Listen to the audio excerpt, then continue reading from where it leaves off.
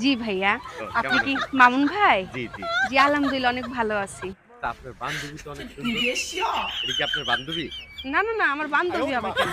এটা আমার বড় মেয়ে, এটা আমার মেজো ছেলে। আরো ৩ টা আছে বাসায় ঘুম পাড়ায় রাইখা আইছি। মানে আপনার বাচ্চা-কাচ্চা আছে? জি, আমি তো বিবাহিত ছিলাম। ওই এককালে আরকি। এখন আর আমার স্বামী-টামি নাই। এর জন্যই তো আমি আপনার সাথে প্রেম করছি রং নাম্বারে। এই তো বুঝলাম। আচ্ছা ঠিক আছে তাইলে আমি মানে এই বাচ্চা-কাচ্চা সহ কি আপনারে বিয়ে করব?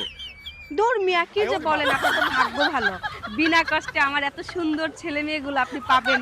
আপনাকে আব্বা, আব্বা বলে ডাকবে। তাও আবার ৫ টা ছেলে-মেয়ে।